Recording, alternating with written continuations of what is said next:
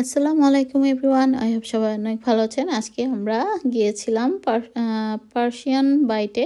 তো এখানে আমরা টার্কিশ ফুড খেতে গিয়েছিলাম। তো টার্কিশ ফুড কেমন ছিল দেখতে এবং খেতে কেমন ছিল সেটাই জাস্ট আপনাদের সঙ্গে শেয়ার করা। আর খেতে খারাপ না, ভালোই লেগেছে। তো কোথাও যাওয়া মানে আমার তো সালাদ থাকতেই হবে, আর সালাদ আমার সবচেয়ে ফেভারিট খাবার। যেখানেই যাই আমি সালাদটাই বেশি খাই। তো এখানে সালাডটাকে দেখতে পাচ্ছেন অনেক কিছু দিয়ে সাজিয়েছে, অলিভও দিয়েছিল, আর এখানে ছিল চিকেন কাবাব, ল্যাম কাবাব আর ফ্রেঞ্চ ফ্রাই। আর এই প্লেটে দেখতে পাচ্ছেন এখানে রাইস দিয়েছে। তো এখানে লেগ পিস রোস্ট আর ছিল এর সঙ্গে গ্রেভি। তো সব মিলিয়ে আসলে অসাধারণ ছিল খাবারগুলো। টার্কিশ ফুড আসলে দেখতে এরকম হলেও খেতে কিন্তু খারাপ না, ভালোই লাগে, অন্যরকম একটা টেস্ট। তো খাবারগুলো সব মিলিয়ে ভালোই লেগেছে। তো আই হোপ আপনাদের কাছেও ভালো লেগেছে আজকের ভিডিওটি।